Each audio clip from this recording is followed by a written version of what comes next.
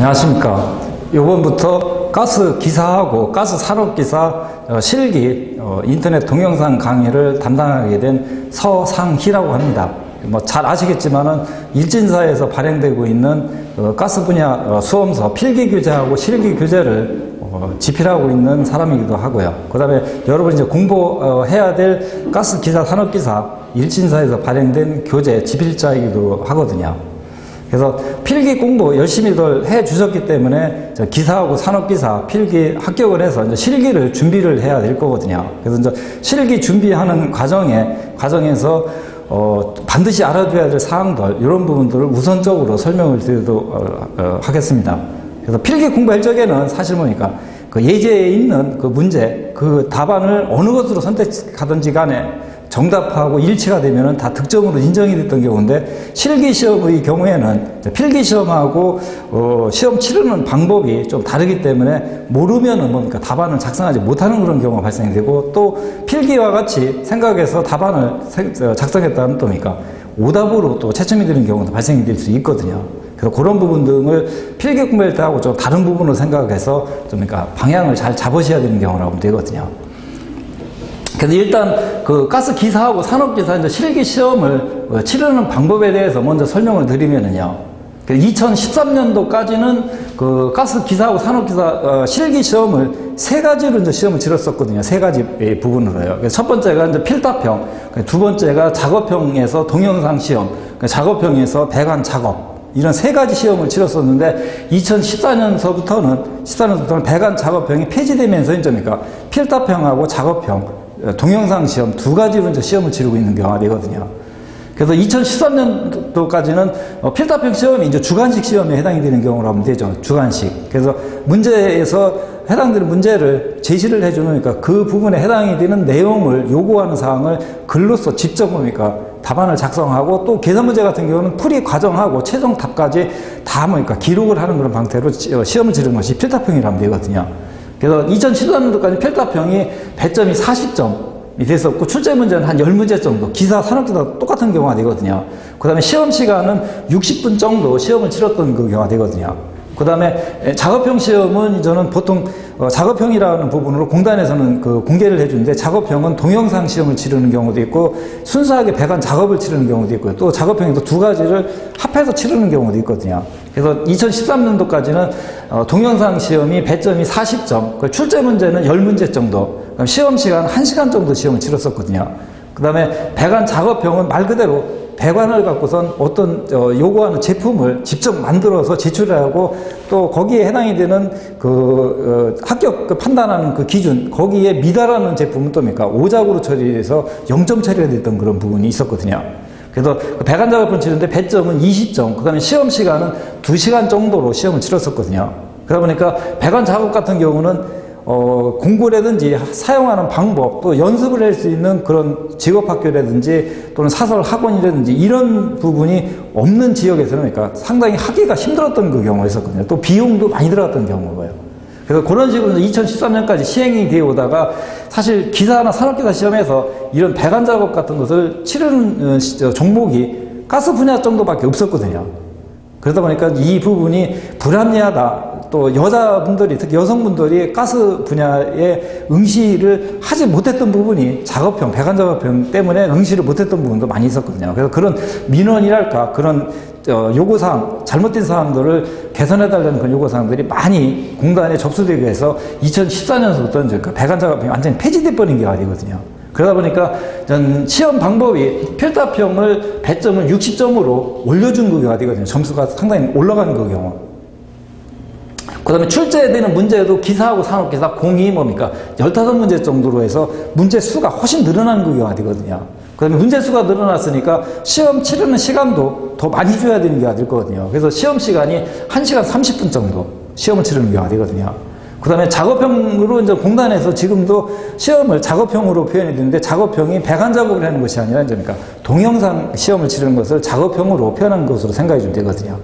그래서 동영상 시험을 치는데, 동영상은 2013년까지 치렀던 방법과 똑같이 배점은 40점, 그다음에 출제 문제는 10문제 정도, 그다음에 시험 시간은 1시간 정도 시험을 치르는 경우가 되거든요.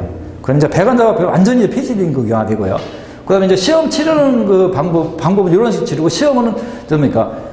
일요일이나 또는 토요일날도 치르는 경우가 있겠죠. 그래서 기사는 오전에 치르고 산업기사는 이제 오후에 치르는데, 그날 시험 치르는 날 전국적으로 동시에 동일한 문제를 갖고 이제 필답형 시험을 치르고요. 그다음에 필답형 시험을 치르고 난 다음에 1시간 30분 종료 시간이 지나고 난 다음에 한 30여 분 정도 시간을 주고선 그러니까 바로 그 시험 장소, 그 시험 치른 교실에서 바로 뭡니까? 동영상 시험을 치르거든요. 동영상 시험을 치르고 난 후에 두 개를 이제 뭡니까? 채점을 해서 두 가지에서 득점이 60점 이상, 합계 점수가 60점 이상이 되면은 뭡니까? 최종 합격으로 처리가 되는 경우가 되거든요. 그 다음에 예전에 2013년까지는 세 가지 시험을 치렀던 경우가 되겠고, 여기에서 뭡니까? 60점 이상이 득점이 돼야지만 합격이 됐었는데, 2005, 6년 정도, 이때까지는 뭡니까? 배관 작업형에서 0점을 받게 되면은, 0점을 받는다고 했었는데, 오작품이 난다든지, 제품에 대해서 기밀시험, 누설 시험을 해서 샌다든지, 이런 경우가 되면 0점 처리가 됐었거든요. 그런 경우가 발생하면은 뭡니까? 필답형에서 40점, 동영상에서 40점에서 60점 이상을 받는다 하더라도 뭡니까? 작업형에서 0점을 받으면 뭡니까? 그냥 불합격 처리를 했던 경우도 있었거든요. 그러다 보니까 필답하고 작업형에서 아주 좋은 점수를 받았는데 뭡니까? 작업형에서 응시를 안 했다든지 또는 오작 처리가 돼서 0점 받아서 뭡니까? 상당히 불이익을 받던 사람들이 많았거든요. 그러다가 2007년 정도에서부터 불합리하다 해서 뭡니까? 작업형에서 0점을 받아도 두 가지 시험에서 60점 이상만 되면 뭡니까? 합격 처리를 해줬던 경우가 있었거든요. 그래서 그거는 지난 2일이 되고, 지금은 뭡니까? 이런 두 가지 방법으로 시험을 치르는 그런 방법으로 시행이 되고 있다. 그런 식으로 생각해 주면 되거든요. 그 다음에 이제 배관 작업형 같은 경우는 사실 배관 작업 잘 할 수 있고, 할 수 있는 사람, 또 연습을 충분히 할 수 있는 뭐 회사라든지 이런 데 그런 시설이 있다든지, 또는 비용이 들더라도 직업학교라든지 또는 폴리텍 대학 또는 사설학원 같은 데 가서 배관 작업을 연습할 수 있었던 사람, 또 손재주가 좋은 사람도 배관 작업 잘 하거든요. 그런 사람들은 또 뭡니까? 배관 작업이 폐지됨으로 해서 사실은 어떻게 보니까 불이익을 볼 수도 있는 경우가 되거든요. 배관 작업 어느 정도 하니까 보통 예전에 20점 만점에서 한 15점에서 17점 정도는 충분히 받을 수 있었는데, 그러니까 그 점수가 없고 필답형에서 점수를 확보를 해야 되는 그런 경우가 되다 보니까요. 그래서 시험은 이런 식으로 이제 치러지는 것으로 생각을 해 줄 수 있게끔요. 그 다음에 이제 실기 시험을 준비를 할 적에, 준비해야 될 사항들을 제 나름대로 정리를 해본 그 경우가 되거든요. 그래서 필기 공부했을 적의 상황하고 실기 시험 치를 때 상황이 물론 동일한 내용의 사항들도 많이 있지만, 그러니까 시험 치르는 방법 또는 중요한 부분, 또 이런 부분이 틀리다 보니까 이런 부분에 대해서 좀 준비를 잘 해주시면 좋은 점수를 받을 수 있는 그 경우도 될 수 있거든요. 그래서 먼저 필답형 시험 같은 경우의 준비 사항은 첫 번째가 필기 시험에서 가스 설비 과목이 필답형의 주 내용이 되는 그 경우가 되거든요. 그래서 기사 같은 경우 이제 그러니까 5개 과목, 유체역과 연소공학, 가스 설비, 안전관리, 기측기기 이런 5개 과목을 치렀고, 산업기사에서는 유체역학을 뺀 뭡니까? 4개 과목을 치렀던 경우가 될 거거든요. 그래서 필답형 시험에 나오는 주 내용이 이론 공부했던, 필기 공부했던 가스 설비 과목이 이 부분이 뭐니까 주 내용이라고 생각해 주시면 되거든요. 그러다 보니까 필기 공부할 적에 가스 설비 과목을 충실히 잘 해놓은 그 경우 같으면, 그러니까 실기 필답형 준비하는 것이 어떻게 보니까 필기 복습을 하는 그런 경우가 될 수도 있거든요. 그래서 주 내용이 되는 경우가 되겠고, 그 다음에 연소공학하고 연소공학에서 연소 계산하는 부분, 그다음에 연력학에 대한 일부 문제가 출제가 되는 경우가 되고, 계측기기 과목에서는 온도계라든지 압력계, 유량계 이런 계측기기에 관련된 문제 일부가 이제 제시가 되는 경우가 되거든요. 그래서 주 내용은 가스설비 과목이다. 그 다음에 연소공학 일부, 계측기기 일부가 필답형 시험에 나오고 있는 사항이다. 그런 식으로 생각해 주면 되거든요. 그 다음에 기사시험 같은 경우에서는 뭡니까? 유체역학에 해당이 되는 부분은 전혀 나오지 않는다고 생각해도 되거든요. 전혀 나오지 않는다는 거. 근데 나올 수 있는 가능성은 사실 뭡니까? 0.1%도 있는 그 경우가 되거든요. 근데 0.1%의 비율에 해당되는 것 때문에, 그러니까 유체역학 사실 범위가 굉장히 넓었지 않습니까? 그 부분을 또 실기까지 또 준비한다는 것은 너무나 불합리한 그 경우가 되거든요. 그러다 보니까 실기 이제 교재 갖고 수업을 해나갈 때 유체역학에 해당이 되는 부분은 전혀 설명을 하지 않고 공부를 하지 않아도 되는 경우가, 하지 않는 경우가 되거든요. 그러니까 그런 부분이 필터평 시험에 해당이 되는 내용이라고 하면 되겠고, 그 다음에 네 번째 시험 범위가 필터평 같은 경우는 아주 넓게 나오는 경우가 되거든요. 이 가스설비 과목, 연소공학, 기측기기 외적인 부분도 나온다는 경우가 되거든요. 그래서 범위가 넓고, 그다음에 난이도가 아주 높은 문제. 사실은 찾아도 풀 수 없는 그런 문제도 제시가 되는 경우가 있거든요. 교재를 갖다 놓고 그러니까 찾아가 풀어라 하는 그런 형태를 해도요. 그래도 난이도가 아주 높은 문제도 출제되고 있으므로 배점이 이제 60점이었던 게가 됐거든요. 60점 만점을 받는다는 그런 전략을 갖고선 깊고 넓게 광범위하게 공부하는 그런 전략보다는 그러니까 60점 중에서 절반 이상 30점 정도 득점할 수 있겠다는 그런 전략을 세워서 공부하는 것이 훨씬 더 좋은 전략이 될 수 있겠거든요. 그래서 난이도가 높은 문제, 그 다음에 합격, 불합격을 시키기 위해서 아주 어려운 문제 같은 경우, 그 다음에 필기공부일적에 하지도 않았던 그런 내용들 나오는 것은 그러니까 제의를 시켜놓고선 그런 것은 그러니까 제의를 시켜놓고 하는 그런 공부 방법을 선택하는 것도 한 전략이 될 수 있겠거든요. 그 다음에 필기 공부를 할 때 답안을 일목요연하게 작성하는 연습을 충분히 해야 하며, 특히 계산 문제일 경우에 답안 작성 연습을 충분히 해야 된다는 경우가 되거든요. 그래서 필기 공부할 때는 1차 시험에 해당되는 그 분야니까 이 필답형, 이 부분이 안 되거든요. 그래서 필답형 공부를 할 적에 어차피 필답형 주관식으로 시험을 치르는 경우가 되니까 답안을 뭡니까 직접 답안지에다가 시험지가 답지가 되는 경우인데 그 부분에다가 작성을 해야 되는 경우가 되다 보니까 정리를 잘 해주시고, 그 다음에 필요 없는 내용들 쓸 필요 없고 일목요연하게 간단하게 쓰는 방법으로 공부할 적에 연습을 충분히 해주시고, 특히 이제 계산 문제 같은 경우는 그러니까 계산하는 과정을 답지에다가 다 정리를 해서 기록을 해야 되거든요. 그래서 답은 맞았는데 계산하는 과정이 틀리다 하면 그건 오답으로 되거든요. 오답으로 채점이 되거든요. 그러다 보니까 나는 알 수 있는 부분으로 했는데 채점하는 사람이 뒤죽박죽 막 정리가 되어 있다 보니까 오답으로 할 수 있는 경우가 되거든요. 그러다 보니까 교재에 설명된 내용을 기준으로 해서 그 정도 수준으로 그러니까 정리할 수 있게끔 평소에 필답형 공부할 적에 그러니까 연습을 써가면서 연습을 충분히 해줘야 된다는 경우가 되거든요. 그래서 이런 부분이 이제 필답형 시험을 준비할 적에 좀 준비를 해야 될 그런 사항들 머릿속에 항상 기억을 하면서 공부를 해줘야 되는 그런 부분이 되거든요. 그 다음에 두 번째 이제 동영상 시험 같은 경우의 준비 사항은 동영상 시험의 경우에는 필기 시험에서 1차 시험에서 안전관리 과목 중에서 이제 그러니까 액화석유가스 분야하고 도시가스 분야 이 부분이 동영상 시험에 보니까 주 내용이 되는 경우가 되거든요. 물론 고압가스에 해당이 되는 부분도 일부 출제가 되는데 그거는 그러니까 액화석유가스나 도시가스에서 일부분에 해당이 되다 보니까 이제 그러니까 좀 주 내용이 아니라고 봐도 되거든요. 그래서 액화석유가스 분야하고 도시가스 분야가 동영상 시험의 주 내용이 된다. 그런 식으로 생각이 좀 되겠고, 그 다음에 두 번째 출제 문제 10문제 중에서 관연도에 출제된 문제가 8에서 9문제 이상 정도 출제되고 있는 경우가 되거든요. 그래서 동영상 시험이 언제부터 시행이 됐냐면 그러니까 2002년서부터 시행이 되어 왔던 경우가 되거든요. 그래서 2002년부터 시행이 되니까 한 5, 6년 정도 지금 시행이 되고 있고 1년에 3번 정도 시험을 치르고 기사하고 산업기사하고 하면은 그러니까 6번 시험을 치르는 경우가 되거든요. 그러다 보니까 출제할 수 있는 문제, 출제할 수 있는 문제가 거의 다 나왔던 그 경우가 되거든요. 그러다 보니까 새로운 문제를 자꾸 만든다는 것은 그러니까 동영상 문제 말 그대로 동영상을 캠코더로 찍어야 되는 경우니까 문제를 만드는데 어느 한계에 도달하는 경우가 되거든요. 그러다 보니까 관연도에 출제됐던 문제가 반복 출제되는 경우가 거의 대부분을 차지하는 경우라고 보면 되거든요. 그래서 관연대 출제된 문제가 거의 반복이 출제가 되고 있는 경우가 되다 보니까 동영상 시험에서 40점 만점을 받을 수 있도록 그러니까 전략을 일단 세워야 된다는 경우가 되거든요. 만점을 받을 수 있도록 하고, 그 다음에 기사 시험하고 산업기사 시험 구분 없이 동영상은 그러니까 모든 부분을 다 해줘야 된다는 경우가 되거든요.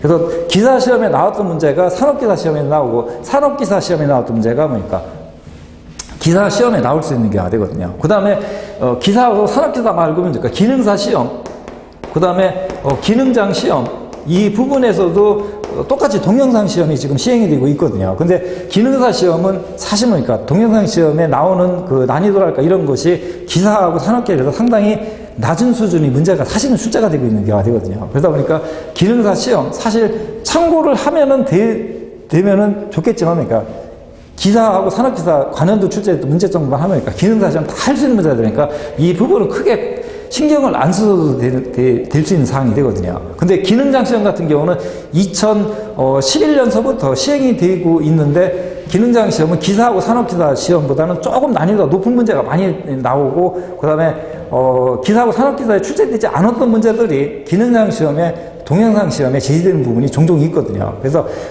기회가 되신다고 하면은 기능장 동영상 문제를 참고를 해서 더 보충을 해주는 것도 한 방법이 될 수 있겠거든요. 그 다음에 그런 상황이니까 기사하고 산업기사 구분 없이 관원도에 출제됐던 문제는 전부 뭡니까? 정확히 문제 내용이 무엇을 묻는 문제고 답이 어떻게 돼야 되는가 그 부분을 충분히 이해할 수 있게 해서 그러니까 전부 다 공부를 할 수 있게끔 해주는 것이 40점 만점을 받을 수 있는 그런 전략이라면 되거든요. 그 다음에 필답형 같은 경우는 사실은 기사 시험이 산업기사 시험에 비해서 난이도가 훨씬 높은 문제들이 좀 나오는 그런 경우가 되거든요. 그러다 보니까 산업기사 준비하시는 분이 기사 필답형에 해당이 되는 문제, 관련 문제까지 다 해야 되느냐 안 해야 되느냐 이걸 갖고도 고민을 많이 하거든요. 근데 제 개인적으로는 그러니까 해주는 것이 좋은데 그러니까 하기가 어렵다 하면 그러니까 기사 문제 쭉 보시면 그러니까 난이도가 상당히 높은 문제를 어느 정도 수준의 그 준비를 하게 되면 그러니까 판단할 수 있거든요. 그래서 그런 부분들은 본인 스스로 기사 문제에서 필요 없는 문제들, 난이도가 높은 문제들은 그러니까 제의를 시켜가는 방법을 해서 산업기사하고 기사 문제 선별적으로 해서 같이 공부를 해주는 것이 좋은 방법이 될 수 있거든요. 그럼 기사 시험 준비하시는 분은 그러니까 당연히 산업기사 문제도 다 풀이를 다 해볼 수 있게끔 준비를 하는 것이 좋은 방법이 될 수 있겠거든요. 그래서 이런 부분이 이제 필답형하고 그 동영상 시험을 준비하는 그런 방법이 될 수 있겠거든요. 그 다음에 이제 시험을 치를 적에 해당이 되는 그런 사항들을 정리를 한 그 경우가 되거든요. 그래서 시험 시작 전에 출석 확인을 하면서, 그러니까 보통 필기시험도 시험 시작 전에 30분 먼저 교실에 입실을 해서, 그러니까 시험자들이 주의해야 될 사항들, 그 다음에 출석 확인, 그 다음에 신분 확인, 이런 부분들을 다 할 거거든요. 30분 정도 시간을 갖고. 그래서 실기시험도 마찬가지로, 그러니까 시험 시작하기 전에, 실제 시험을 치르기 전에 30분 전에 먼저 교실에 다 입실을 해서, 그러니까 출석 확인을 하고, 그 다음에 신분 확인을 하면서, 그러니까 등번호를 주거든요. 등번호. 그 등번호를 주면서 임의 번호를 주거든요. 근데 이건 보통 비표 이런 식으로 하는데 봉투에다가 번호 그러니까 1번서부터 30번까지 쭉 집어넣고선 출석 확인하면서 신분증하고 확인하면서 본인이 봉투에서 아무 번호나 선택을 해서 선택을 하면 그러니까 그 번호에 해당이 되는 거 등에다가 부착하고 그러니까 그 번호에 해당이 되는 컴퓨터 책상에 착석을 하는 그 경우가 되거든요. 그래서 등번호를 지급받고 번호에 해당이 되는 자리에 착석을 해서 그러니까 시험 준비를 하고 그다음에 거기에서 시험을 치르는 경우가 되거든요. 동영상하고 그다음에 필답형하고 동영상 시험을 치르는 경우가 되거든요. 그다음에 필답형을 먼저 치르고 나서 그러니까 1시간 30분 정도 시험 시간이니까 중간에 절반 정도 시간이 지나면은 그러니까 필기 시험 치를 때 같이 퇴실을 시켜주거든요. 그래서 시험 시간까지 다 그러니까 시간을 다 소비하는 사람, 다 사용하는 사람이 있을 거거든요. 그런 분이 있기 때문에 시험 시간 다 끝날 때까지 기다렸다가 그 후에 31분 정도 휴식 시간을 가진 후에 그 시간 동안에 그러니까 공단의 관계자들은 그러니까 컴퓨터에서 시험 문제가 실행이 되는 여부를 다시 한번 점검을 하거든요. 그래 놓고선 휴식 시간을 가진 후에 필답형 시험을 치른 장소, 그 자기가 이제 선택되었던 자리, 그 부분에서 동영상 시험을 바로 시행을 하는 거가 되거든요. 그래서 이런 부분이 되다 보니까 이제 필답형 시험을 치르고서 이제 그러니까 급한 볼일이 있다든지 또는 시험이 무슨 문제가 나왔는가 교재라든지 관련 자료 또는 스마트폰 갖고서 인터넷 검색을 해서 다른 장소에 가서 그거 한참 찾다 보면 그러니까 동영상 시험 치르는 시간에 오지 못해 갖고선 그러니까 그 응시를 안 한 것으로 처리되는 그런 경우도 발생할 수 있으니까 그러니까 주의를 좀 해줘야 되는 게 되거든요. 그래서 시험 장소에서 이탈하는 것을 금지를 하는 그 경우는 되거든요. 근데 이제 필기시험 치르고 나니까 점수가 20점도 안 나왔다 하면 그러니까 가능성이 없다 보니까 포기를 하고 그러니까 가는 사람도 물론 있을 수 있거든요. 그런 부분이고 세 번째 해당되는 것은 동영상 시험은 시험지의 문제 내용을 글로써 제시를 해주고 시험자가 문제 내용을 읽고선 그 글로써 제시해 준 것을 읽고선 그러니까 그 시험장에 있는 개인 PC 그러니까 개인 자리에 개인 PC가 하나씩 다 그러니까 설치가 되어 있는 경우가 되거든요. 그 개인 PC에서 해당 문제의 동영상을 선택을 해서 그 동영상을 실행한 후에 문제하고 동영상을 접목을 시켜서 서로 매치를 시켜서 그러니까 문제에서 요구하는 답안을 시험지의 그 답란에다가 직접 뭡니까 글로서 기록하는 형태로 시행이 되는 경우가 되거든요. 그래서 동영상 시험을 가스뿐만이 아니라 다른 종목에서도 시행을 하는 종목이 여러 개 있는데 동영상 시험을 치는 데서 대부분의 사람들이 컴퓨터에서 동영상 형태로 문제를 제시를 해주면 그 내용을 보고선 읽고 보고선 컴퓨터에다가 답을 기록하는 것으로 잘못 생각하는 사람들이 있거든요. 물론 그런 식으로 사실 보니까 모르면 그런 식으로 생각을 할 수 있거든요. 근데 그런 식으로 치르는 것이 아니라 동영상은 해당되는 문제에 해당하는 영상만 컴퓨터에서 제시를 해주고 문제는 시험지에서 글로 써준 시험지를 필답형하고 똑같이 주어지는 경우가 되거든요. 그래서 그 문제 내용은 읽고선 요구하는 내용이 무엇인가 또는 해당되는 것을 동영상하고 접목을 시켜서 매치를 시켜서 답안을 시험지에다가 직접 써놓고 계산을 해주고 하는 그런 형태로 하면 되거든요. 그러면 그 답지를 제출을 하면 그걸 갖고 채점을 해서 점수가 나오는 경우가 되거든요. 그래서 그런 부분으로 동영상 시험은 이해를 해줄 수 있게끔요. 그 다음에 개인 PC에서 해당 문제의 동영상은 제시가 될 적에 음향이 없는 상태의 동영상을 제시하는 경우가 되거든요. 만약에 음향이 나오면 옆에 사람 지금 한참 문제 풀고 있는데 옆에서 동영상 문제 해당되는 가스 관련 시설에 가동되는 거 막 쿵쾅쿵쾅 소리 나고 가동되는 소리 나고 소음 나고 하면 옆에 있는 사람이 시험을 못 칠 거거든요. 한 20여 명 들어가서 그런 소리가 여기저기서 막 나오면 완전히 속된 말로 해서 엉망진창이 되는 게 되거든요. 그러다 보니까 소리가 없는, 음향이 없는 동영상을 얼마 정도, 한 10에서 15초 정도, 그 정도 보여주는 경우가 되거든요. 실행이 되는 경우. 그래서 실행이 되고, 그 다음에 그 해당되는 문제는 한 번 보면 끝나는 것이 아니라 계속 무한 반복으로 1시간 동안 내가 10번 보고 싶으면 10번 정도, 100번 보고 싶으면 100번 정도 그 문제 실행하면 계속 똑같은 문제가 반복이 돼서 실행이 되는 경우가 되거든요. 그 다음에 1번 문제 보고 난 다음에 9번 문제 보고, 9번 문제 보고서 3번 문제 보고, 3번 문제 보고, 10번 문제 보고 해서 내가 해당될 문제, 선택할 수 있는데 어느 것을 선택해서 계속 할 수 있는 경우가 되거든요. 그래서 그런 형태로 PC에서 동영상이 제시가 되는 것으로 이해를 해주면 되고요. 그러면 대부분 동영상 문제는 제시되는 시험지 내용을 읽고선 무엇을 요구하는 문제인가, 어떤 그 답안을 요구하는 문제인가 알 수 있는 경우가 되거든요. 그래서 문제를 읽고선 답안을 작성할 수 있으며 시험을 치르는 실제 소요 시간은 실제 시험 치러보면 1시간 동안 제한 시간을 주는데 한 10에서 15분 정도 시험을 치르면 10문제 답을 다 작성할 수 있는 경우가 되거든요. 그러다 보니까 10문제 다 작성해서 한 20분 정도 되면 전부 답안 다 쓰고 더 이상 할 게 없으니까 시험자하고 감독위원하고 서로 눈 마주치면서 서로 눈치만 보고 있는 그런 상태가 되는 경우도 있거든요. 그러면 감독위원이 시험 여기서 끝내도 되겠습니까? 하고서 동의를 구하고서 완전히 시험 마치는 그런 경우도 있고 또는 절반 이상 시간이 지나야지만 퇴실을 시켜주는데 한 10에서 15분 정도 지난 상태에서 퇴실을 시켜주는 그런 경우도 발생할 수 있거든요. 그러다 보니까 나는 시간이 아직도 모자란 상태, 아직 문제를 다 풀이를 하지 못한 상태인데도 퇴실을 시켜버리니까 옆에 사람들 막 우르르 나가버리거든요. 나가버리니까 거기서 시간이 촉박해서 당황해서 대충대충 답을 쓰고 나온 사람도 사실 있을 수 있거든요. 그러니까 그런 부분들은 제한 시간 1시간이니까 전혀 의식하지 마시고 내가 문제를 다 풀이하지 못했다 하면 1시간 동안 다 문제 푸는데 사용해야 할 시간 1시간이니까 다 사용하고 나오셔도 큰 문제, 아무런 문제가 없는 게 아니거든요. 그래서 그런 부분은 좀 이해를 하고서 할 수 있게끔요. 그 다음에 또 시험 문제 내용을 읽고선 무엇을 묻는 문제인지 답을 바로 쓸 수 있는 경우니까 문제 읽고선 그냥 동영상 보지 않고 답을 다 그냥 쭉쭉 써나가는 사람들이 있을 수 있거든요. 근데 거기에 또 함정이 있을 수 있거든요. 그러다 보니까 시간은 충분하니까 문제 내용 읽고선 답이 무엇인가 알 수 있다 하더라도 답 바로 쓰지 마시고 동영상에 해당이 되는 것이 무슨 문제가 제시가 됐는가 한 번쯤은 확인하는 그런 방법으로 해서 답안을 작성할 수 있겠군요. 그 다음에 또 한 가지 또 설명해 줄 수 있는 것이 시험 문제하고 제시되는 동영상하고 맞지 않는 그런 경우가 발생할 수도 있거든요. 어차피 시험 문제도 사람이 공단의 그 담당자가 문제를 출제를 하고 동영상을 제시를 해주는 경우니까 실수를 해갖고선 동영상이 시험 문제가 맞지 않는 것을 제시를 해주는 경우가 있거든요.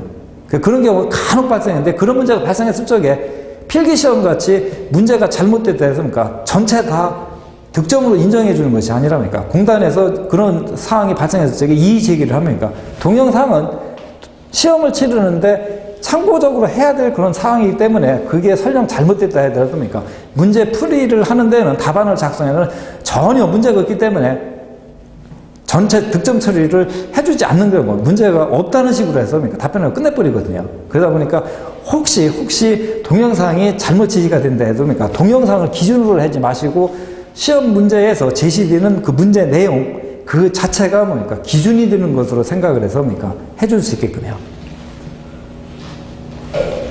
그 다음에 실기시험을 치를 적에 앞에서 이야기했듯이 필기시험하고는 시험 치르는 방법이 다르기 때문에 여러 가지 부분을 좀 주의를 해주고 거기에 맞게끔 공단에서 요구하는 사항들을 맞게끔 답안을 작성을 해줘야 되는 그런 부분이 필요하거든요. 그래서 이 부분이 어떻게 보면 수험자 위상이 제일 중요할 사항이 되는데 이 부분을 간과하고 그냥 무시해버리고 나름대로 공부해서 시험을 치르고 난 다음에 잘못된 부분을 마지막에 이제 시험 다 끝나고 난 다음에 알아갖고서 이제 불이익을 받는데 그런 부분이 발생할 수도 있거든요. 또 이 부분은 실기 시험 치를 적에 필답형 시험지 맨 첫 페이지에 나오는 사항인데 그 감독위원으로 들어오신 분들이 이거를 하나하나 다 읽어주면서 설명을 안 해주거든요. 그래서 시험지 쭉 나눠주고서 수험자 유의사항 15가지 정도 되는 내용 읽어보십시오. 읽어보고선 의문이 되는 사항은 질문하십시오. 아니면 읽어보고 확인하고서 시험을 치십시오. 시험지 주고선 시험지 뒷장으로 못 넘기는 거 그거만 확인을 하고선 이제 본인이 알아서 하라는 식으로 해주는 그런 감독위원들 많이 있거든요. 그래서 이 부분을 정확히 이해를 하셔갖고선 실기 시험을 어떤 식으로 답안을 작성해야지만 득점으로 인정이 되는가. 그 다음에 잘못된 부분이 있을 적에 나한테 불이익이 오지 않은가, 불이익을 받지 않는가 그런 부분들을 잘 이해를 해야 되는 경우가 되거든요. 첫 번째가 시험 문제를 받는 즉시 응시하고자 하는 종목의 문제지가 맞는지 여부를 먼저 확인하는 경우가 하면 되거든요. 그래서 간혹 보면 시험지 내용 중에 백지 상태로 있다든지 문제가 빠져버려 있다든지 또는 다른 종목에 해당이 되는 문제가 들어갈 수도 있는 경우가 되거든요. 그 다음에 또 필기시험 치를 적에 보면 한 교실에 가스뿐만이 아니라 다른 종목의 시험자들이 같이 있는 경우, 혼합이 되어 있는 경우도 있을 수 있거든요. 근데 다행히 실기시험, 가스에서 실기시험, 동영상 시험을 같이 치르기 때문에 컴퓨터가 설치되어 있는 실에서 치르기 때문에 가스 분야에 해당이 되는 기사 종목에 해당이 되는 사람은 기사 종목, 산업기사는 산업기사에 해당이 되는 사람만 치르기 때문에 시험지가 섞인다든지 이런 부분이 발생하는 조금은 없는 그 경우라고 봐도 되거든요.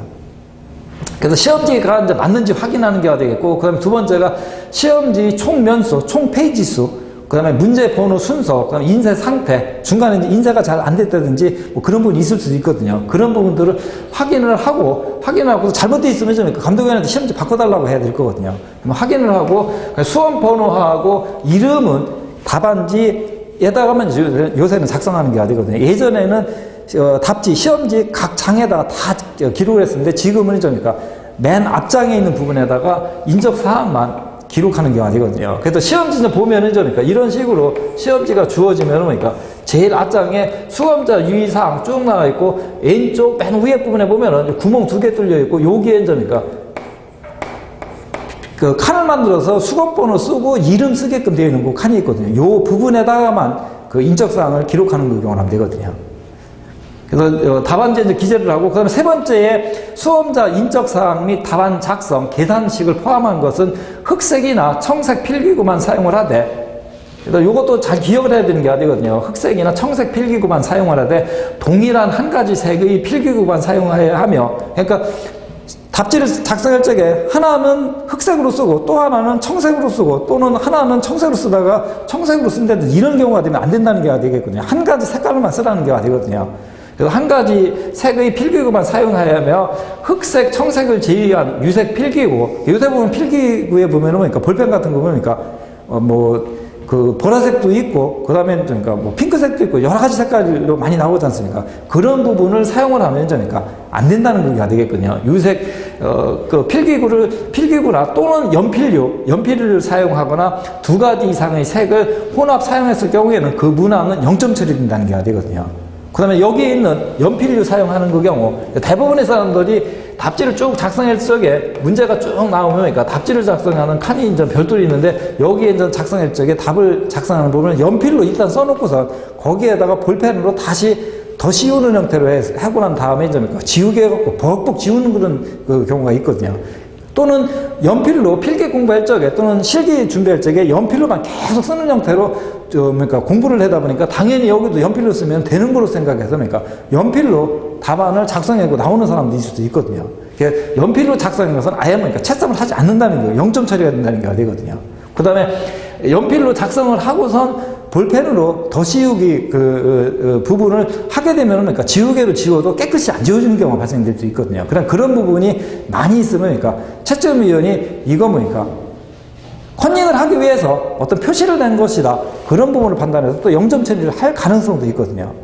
또 지우다가 보면 그러니까 본의 아니게 구겨진다든지 찢어진다든지 이런 등등 또 다음에 볼펜으로 쓴 것이 번진다든지 이런 부분도 발생할 수 있거든요. 그래서 연습란이 이제 있으니까 그 부분에다 해놓고선 정확하게 옮겨 적는 방법으로 해주고 유색 필기구나 그 다음에 연필류로 작성해서 그러니까 채점이 안 된다는 부분 정확히 기억을 해줘야 되는 부분이 되거든요. 그다음 네 번째에 답란에는 문제와 관련 없는 불필요한 낙서 또는 특이한 기록사항 이런 것을 기재해서는 안 되며 부정의 목적으로 특이한 표식을 하였다고 판단된 경우에는 이거는 판단하는 경우는 점이니까 내가 판단하는 경우 시험 친 사람 본인이 판단하는 것이 아니니까 채점하는 채점위원이 또는 공단의 관계자가 이제 판단하는 경우가 되거든요. 그래서 그 판단될 경우에는 그러니까 모든 득점이 0점 처리가 되는 경우는 되거든요. 그러니까 시험 친 전체가 0점으로 처리된다는 경우가 되거든요. 그러다 보니까 시험지 내에다가 본의 아니게 낙서라든지 또는 어떤 그런 표시 같은 경우 또는 공부하다 보면 잘 생각이 안 되는 볼펜 같은 것으로 문제지에다가 표시를 낸다든지 이런 부분 또 동그라미 친다 이런 부분을 할 수 있었거든요. 그런 부분들을 하지 말으라는 경우가 되겠거든요. 그래서 그게 이제 네 번째 해당이 되는 내용이 될 수 있겠고요. 다음에 다섯 번째에 답안을 정정할 때는 반드시 정정 부분을 두 줄로 그어서 표시를 하여야 하며 두 줄로 긋지 않은 답안은 정정하지 않은 것으로 간주한다는 게 되거든요. 그래서 답안을 썼는데 여기 있는 것이 이제 어떤 부분이 특징 사항을 뭐 쭉 썼는데 이게 이제 잘못됐다 해서 이제 정정하기 위해서 이 부분을 두 줄로 긋고서 위에다가 이제 다른 사항을 다시 기록하면 되는 경우는 되거든요. 그러면 이 부분이 또 써놓고도 나중에 다시 한번 보니까 또 잘못됐다 보니까 또 긋고서 여기다가 또 다시 표시를 해주면 되는 경우가 되거든요. 근데 이게 또 잘못됐다 또 긋고서 그러니까 또 표시를 해주면 또 될 수 있는 사항이 되거든요. 근데 이게 수정이 계속 여러 번 되면 답지 작성하는 부분에 좀 지점해 줄 수 있고 이 내용이 연결이 되지 않는 경우도 발생했고 여러 가지 문제가 발생될 수 있을 거거든요. 그래서 정정하는 부분은 무한정으로 할 수는 있는데 최소한으로 할 수 있게끔 그러니까 최소는 한 번 정도 수정을 하는 방법으로 하는 것이 제일 좋은 방법이 될 수 있거든요. 그 다음에 예전에는 이런 식으로 수정을 했을 적에 두 번까지만 인정이 되고 여기에 감독위원의 도장을 꽉꽉 찍어 놓아야지만 또 인정이 됐던 경우도 있었거든요. 근데 지금은 내가 그냥 수정을 해도 두 줄로 긋고 수정을 해주면 그냥 그걸로 끝이 나는 경우가 되거든요. 그 대신에 필기 시험 치수 쪽에 OMR 카드에 수정 테이프를 사용해서 답안을 정정할 수 있었지 않습니까? 그런 부분과 같이 수정 테이프를 사용한다든지 또는 수정액을 사용해서 수정을 하는 그 경우는 인정이 되지 않는다는 게 되거든요. 사용을 하지 않아야 된다는 게 되거든요. 그 다음에 여섯 번째 계산 문제는 반드시 계산 과정과 그다음에 답란의 계산 과정과 답을 정확히 기재해야 된다는 게 되겠거든요. 그 다음에 계산 과정이 틀리거나 또는 계산 과정이 없는 경우 그러니까 답은 맞는데 계산 과정이 없는 경우 그 다음에 답은 맞는데 계산 과정이 완전히 잘못된 경우 이런 경우에 들으니까 그 문제는 0점 처리가 된다는 게 되거든요. 근데 이거는 계산 과정이 맞는지 틀리는지 누가 판단? 채점하는 사람이 판단하는 게 되겠죠. 나는 맞다고 생각을 해서 어떻게 하다 보니까 답이 맞게끔 나왔는데 채점위원은 그 답이 계산 과정이 아니다고 판단하면 오답으로 할 수 있다는 게 되거든요. 그러다 보니까 계산 문제 같은 경우는 계산 문제는 풀이하는 방법이 사실은 여러 가지 방법이 있을 수 있거든요. 계산 적용하는 방법이랄까 풀이하는 과정에 따라가거든요. 그러다 보니까 여러 가지 방법이 있을 수 있는데 채점위원이 그 과정을 이해를 하고 알 수 있게끔 하기 위해서는 교재에 설명된 내용을 기본으로 해서 그 방법에 가깝게끔 그 방법대로 기록을 하는 것이 제일 좋은 방법이 되거든요. 내가 알 수 있는 부분을 했는데 채점이 왜냐면 그 계산 과정을 이해를 못하고 하게 되면 이해를 못하게 되면 득점으로 인정이 되지 않을 수 있는 경우가 되다 보니까요. 그런 부분이 되고, 그다음에 계산 연습이 필요한 경우, 이런 경우에는 연습란을 이용을 하여야 하며, 연습란은 채점 대상이 아니라는 게 되거든요. 그래서 연습란은 시험지 쭉 몇 장으로 주면은 중간중간에 보면은 연습란으로 해서 별도로 표시를 내는 부분이 있거든요. 그래서 그런 부분을 이용을 해서 연필이라든지 또는 볼펜 같은 것으로 해도 되거든요. 거기다 낙서 같은 거 해도 큰 문제는 없고요. 그래서 그 부분을 이용해서, 여백을 이용해서 계산을 연습을 하고서 답지에다가 옮겨 적는 방법을 해주면 되거든요. 그 다음에 여기 이제 연습한 부분도 이제 나중에 다 지워야 되느냐, 안 지워도 되는 그게 되거든요. 그래서 연습란을 이용을 해서 사용하게끔 하라는 그게 되고, 그 다음에 또 일부 사람들 같으면은 복사지 깨끗한 거 갖고 들어가서 이제 여기에다가 연습용으로 사용하겠다고 갖고 들어간다니까. 그 감독위원이 공단에서 연습용 백지는 인정을 안 해주는 게 되거든요. 혹시라도 거기에 메모 같은 거 해갖고 와서 부정행위 하는 것으로 판단할 수 있는 경우가 되다 보니까요. 그 다음에 또 수험자 그 수험표 출력하면 뒤에 백지가 되지 않습니까? 그 부분을 이용을 해서 또 계산 연습 같은 거 하려고 하면 또 문제 적어 나오는 것 또는 컨닝을 하기 위해서 부정행위 하기 위해서 적어 온 것으로 판단해서 또 인정을 안 해주는 경우도 있고, 또 시험 치기 전에 수험표는 출석 확인하고서 수험표 다 집어넣어라, 가방에 다 집어넣으라고 하는 그런 경우가 대부분이라고 되거든요. 그 다음에 7번째 계산 문제는 최종 결과값, 답에서 소수 셋자짜리에서 반올림을 하며, 그래서 이게 제일 중요한 사항이 되거든요. 그래서 별도의 설명이 없으니까 계산 문제는 소수 셋자짜리에서 반올림을 해서 둘째 자리까지 구하여야 하나, 구하는 것이 원칙, 기준이 되는 경우는 되거든요. 계산 문제의 소수점 처리. 그래서 구하여야 하나, 개별 문제에서 소수 처리에 대한 요구사항이 있을 경우 그 요구사항에 따라야 합니다. 그래서 이제 문제에 따라서는 요 문제에서는 소수점 넷째 자리에서 반올림해서 셋째 자리 구하시오. 또는 소수점은 무시를 해버리고선 정수로 표시하시오. 또는 소수점 첫째 자리에서 반올림하시오. 이런 부분이 문제가 제시가 되는 경우가 있을 수 있거든요. 그래서 그런 부분이 있을 때는 그 문제의 요구사항에 따르라는 경우는 되거든요. 그 다음에 단 문제의 특수한 성격에 따라서 정수로 표기하는 문제도 있으며, 반올림 값이 0이 되는 경우는 첫 유효수자까지 기재해야 돼, 반올림에 하여 기재해야 합니다 했는데, 또 여기에서 우리가 또 가스에서 공부하면서 이 부분이 또 적용하는 그런 부분이 되거든요.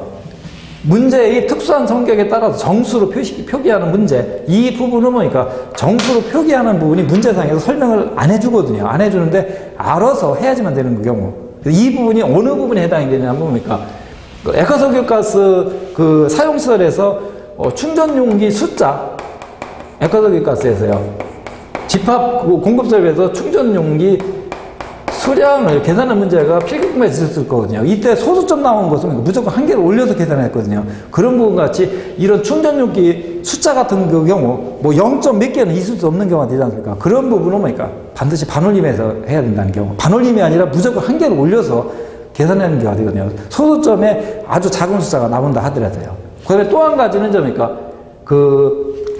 배관에 설치한 프렌즈 같은 경우에 볼트로 쪼일 적에 볼트 숫자 계산하는 그런 분도 있었죠. 필기 공부할 적에. 이런 부분에서 볼트 숫자를 계산할 적에 그래도 볼트 숫자 소수점으로 나오지만 소수점에 해당되는 거 설치 못하는 경우가 되죠. 이런 경우도 소수 발생하면서 무조건 한 개를 올려서 답을 작성해야 될 경우가 될 거거든요. 이런 부분 등은 우리 가스 쪽에서 해당이 되는 문제고, 문제에도 설명이 없는 그 경우, 없더라도 알아서 해야 된다는 경우가 되거든요. 그 다음에 반올림한 값이 소수 셋자짜리에서 반올림한 값이 0이 되는 그 경우는 첫 유효수자까지 기재해야 돼, 반올림해서 기재해야 한다는 경우가 되고요. 그래서 문제상에서 계산된 값이 예를 들어서 23점 295가 있다. 셋째 자리까지 가면 반올림하면 올리면 얼마? 이거 23.30이 되는 그 경우가 되겠죠. 그러면 계산하는 과정에서는 이런 식으로 셋째 자리에서 반올림해서 둘째 자리까지 구한 것으로 해놓고 기록을 해놓고 답란을 별도로 쓰는 단위도 또 있거든요. 답란에는 여기다 23.3으로 써도 된다는 게 아니거든요. 그래서 이제 여기에서 정확히 해서 0을 썼는데 잘못 써갖고 이런 식으로 써졌다 하면 채점하는 사람이 23.36으로 판단해서 오답으로 처리할 수 있을 거거든요. 그래서 0은 써주지 않아도 된다는 경우로 생각하시면 되거든요. 그 다음에 또 여기에서 또 설명은 없지만, 그러니까 그러면 계산하는 그 과정에서 어떤 내용을 계산을 해서 이거를 그러니까 다음 문제에 적용을 해야 되는 그런 부분도 있을 수 있거든요. 그래서 저게 중간 과정에서 나오는 문제의 소수점 처리는 어떻게 해야 되는가. 여기 수험자 위상이니까 그 부분에서 문제의 설명이 없거든요. 그러다 보니까 어떤 때는 공부하실 적에, 이제 준비하실 적에는 어떤 때는 셋째 자리에서 반올림해서 둘째 자리 값을 적용하고, 또 어떤 문제는 셋째 자리까지 나온 것을 그대로 적용하고, 어떤 분은 넷째 자리에서 반올림해서 적용하고, 이런 식으로 하면 그러니까 중구난방이 돼서 시험 준비하는 사람이 엄청나게 헷갈리는 문제가 발생이 되거든요. 그래서 그런 부분들을 좀 해소하기 위해서 제가 집필한 요 가스 그 실기교재에서 그러니까 계산 중간에 하는 과정에서 발생되는 소수점도 그러니까 이 부분과 같이 셋째 자리에서 반올림해서 기록해놓고, 셋째 자리에서 반올림 값을 기록해놓고 그 값을 다음 과정에 적용하는 그런 형태로 그러니까 99.9% 해당합니다. 다 그런 식으로 적용하는 경우가 되거든요. 그래서 실기 시험 준비하실 적에 계산 문제도 이런 방법을 준해갖고선 연습을 하고 그런 방법을 해서 실기 실제 답안을 작성해서도 이런 방법으로 그러니까 해주는 방법으로 해주는 것이 뭐니까 좀 그 통일이 되어서 쉽게 뭐니까 할 수 있는 그런 경우가 될 거거든요. 그 다음에 이제 소수점 같은 경우는 여기서 계산된 값이 이런 식으로 계산기에 나왔는데 마지막에 그러니까 이런 식으로 써놓게 되면 그러니까 반올림을 하지 않은 것으로 이제 판단해서 요구사항에 맞지 않게끔 되어 있어서 오답을 할 수도 있을 거거든요. 그래서 계산하는 과정에 나오는 부분은 반드시 뭐니까 셋째 자리까지 기록을 해놓고 여기에서 반올림해서 이런 답이 나왔다는 부분을 반드시 뭐니까 표시를 해주는 방향으로 해줄 수 있게끔요. 반드시. 그 다음에 8번째에 답에 단위가 없으면은 오답으로 이제 처리가 된다는 게 되거든요. 단, 문제의 요구사항에 단위가 주어졌을 경우에는 생략되어도 무방하다는 게 되거든요. 그래서 대부분의 문제가 요구하는 그 최종 답의 단위가 대부분 문제에서 주어지는 경우가 되거든요. 그러다 보니까 단위를 안 써줘도 기록을 하지 않아도 큰 문제는 없거든요. 근데 간혹 보면 그러니까 단위가 없이 주어지는 경우가 있거든요. 이럴 적에는 그러니까 우리가 보편적으로, 일반적으로 사용되는 단위, 이 부분을 사용을 해서 그러니까 표시를 해주면 되는 게 되거든요. 그래서 이제 그런 부분들이 유량 같은 그 경우, 일례로 유량 같은 경우 보면 그러니까 입방미터 퍼 그러니까 세크에서 초당 유량으로 많이 표시를 하는데 나는 뭡니까 입방미터 퍼 그러니까 분으로 표시를 했다 해서 이런 식으로 표기를 해주면 된다는 게 되거든요. 나는 또 그러니까 입방미터 퍼 그러니까 시간당으로 표시를 해줘도 되는 게 되거든요. 그래서 저게 뭐니까 문제에서는 어떤 조건일 적에 여기를 통과한 유량은 얼마인가 해서 단위가 없을 적이니까 세 가지 중에서 선택을 해서 기록을 해주고 답지에 써주면 된다는 게 되거든요. 근데 문제에서는 그러니까 이 부분 단위로 초당 유량으로 그러니까 이 단위를 쓴다든지 이거로 쓰면 그러니까 오답으로 이제 될 수 있다는 게 되거든요. 그래서 단위는 쓰는 것이 원칙인데 문제에서 단위가 주어져도 되니까 써주지 않아도 된다는 것으로 이해를 하면 되거든요. 그 다음에 있는 것이 그러니까 9번째에 있는 내용이 문제에서 요구한 가지수, 항수 이상을 답란에 표기한 경우에는 답란 기재순으로 요구한 한 가지 수, 항수만 채점을 하며 한 항에 여러 가지를 기재하더라도 한 가지로 보며 그중 정답과 오답이 함께 기재되어 있을 경우에는 그러니까 오답으로 처리된다는 게 되거든요. 이런 부분은 그러니까 어떤 뭐 쭉 설명해서 어떤 경우에 그러니까 장점에 대해서 예를 들어 그러니까 뭐 세 가지로 설명하시오 이런 식으로 이제 뭡니까 주어지는 경우가 있을 거거든요. 근데 이 부분의 장점이 나는 많이 한다 해서 그러니까 1번, 2번, 3번, 4번 뭐 한 5가지 정도, 뭐 6가지 정도 쭉 썼다 하면 뭡니까 채점을 하는 것은 이제 그러니까 답안 작성한 순서 세 가지를 물었으니까 그러니까 여기까지만 채점을 하고 나머지는 그러니까 맞는지 틀린지 채점을 하에 그러니까 보지도 않는다는 그게 되겠거든요. 이거는. 그런 부분이고, 그 다음에 또 뭡니까? 한 가지 함수로 채점하면 한 항에 여러 가지를 기재해도 그래서 6가지를 쭉 썼는데 여기에 있는 것은 그러니까 2가지를 한꺼번에 묶어서 뭐뭐와 같은 경우, 그 다음에 뭐뭐와 같다 이런 해갖고 2가지 한꺼번에 묶어서 쓸 수도 있을 거거든요. 내열성이 좋고 내합성이 있을 것, 이런 분도 각각 분리를 할 수 있지만, 그러니까 하나로 내합성과 내열성이 좋을 것, 뭐 이런 식으로 묶어서 쓸 수 있을 거거든요. 그러니까 그런 식으로 기재를 하더라도 한 가지로 본다는 게 아니거든요. 그 다음에 그 중에서 정답과 오답이 함께 기재되어 있을 경우 오답으로 처리된다는 경우. 그래서 쭉 설명을 했는데 요거는 맞고 요 부분에 해당이 되는 거 이어서 쓴 부분이 요거는 그러니까 틀린 답이 됐다 하면 뭡니까? 틀린 내용이 됐다 보니까 이 부분 전체로 하나로 보기 때문에 이겁니까? 틀린 답을 채점한다는 게 되거든요. 그래도 그런 내용의 설명이 되겠고요. 그 다음에 10번이 또 중요한 부분이 될 수 있거든요. 한 문제에서 소문제로 파생되는 문제나, 그러니까 큰 문제 하나에 작은 문제 중간중간 쭉 나눠서 주는 그런 문제도 있을 수 있거든요. 그래서 파생되는 문제나 그냥 가지수를 요구하는 문제, 가지수는 방금 얘기했던, 그러니까 무슨 내용의 어떤 장치, 장점 세 가지를 쓰시오, 뭐 이런 식으로 주어진 경우예요. 그래서 가지수를 요구하는 문제는 대부분의 경우에 부분 배점을 적용한다는 게 되거든요. 그러면 어떤 내용의 장점 세 가지를 쓰셔야 하는데 이게 배점이 뭡니까? 예를 들어서 3점에 해당이 됐다 하면 뭡니까? 여기에 써준 거, 지금 내가 작성한 부분이 1번은 맞고 2번은 틀리고 3번은 맞았다 하니까 3점이니까 항수 하나당 1점에 해당이 된다는 게 될 거거든요. 그러면 요거는 그러니까 맞았으니까 하나, 맞았으니까 해서 요 부분에 해당되는 2점이 득점으로 된다는 게 되거든요. 계산 문제도 파생되는 문제, 1번 구하는 문제, 그 다음에 두 번째 해당이 되는 문제 구하는 문제, 세 번째 구하는 문제, 이런 식으로 나왔잖아요. 그러니까 1번을 맞았다면 득점, 2번 맞았으면 득점, 3번 틀리면 그러니까 득점이 안 되는 경우, 이런 채점한다는 게 되거든요. 그러다 보니까 그 가지수를 요구하는 문제 같은 경우 어떤 부분이 뭐 장점을 쓰시오, 뭐 그 다음에 특징을 쓰시오, 뭐 이런 등등으로 나왔던 문제는 그러니까 그냥 빈칸으로 남겨놓고도 나오면 그러니까 이건 아예 채점이 되지 않는 부분이 될 거거든요. 그래서 이런 식으로 하지 마시고, 그러니까 여기에 해당이 되는 내용 정확히 모른다 해도, 그러니까 여기에 문제에서 요구하는 내용하고 유사한 내용, 비슷한 내용이라고 판단되는 내용이니까 무슨 내용이든지 간에 구구절절 쭉 써놓게 되면, 그러니까 채점하는 사람이 읽어보고, 아, 여기에서 요구하는 문제하고 관련이 있고 내용이 넓은 범위에서 봤을 때 맞는 내용이다 하면 뭡니까? 득점으로 인정이 될 수 있거든요. 그 다음에 이거는 아예 얼토당토 않는 문제, 말도 안 되는 그런 소리를 썼다 해서, 그러니까 이 사람 사상이 조금 이상한 사람이다 해서, 그러니까 별도로 체크해놓고, 그러니까 다음 시험 치는 거, 다음 종목 시험 치는 거, 이런 부분에 불이익을 준다든지 이런 거 전혀 없는 게 되거든요. 그래서 얼토당토 하는 내용 써놨으니까 채점하는 사람 읽어보다 보니까 그냥 웃고 그냥 넘어갈 거거든요. 그래서 얼토당토 않은 문제, 말도 안 되는 소리를 써놓더라도 전혀 문제되지 않는 경우가 되니까, 그러니까 답지를 쓸 적에 모르는 문제 같은 경우 빈칸으로 남겨놓지 말고 어떤 내용이든지 간에 일단은 써놓고서 나올 수 있게끔요.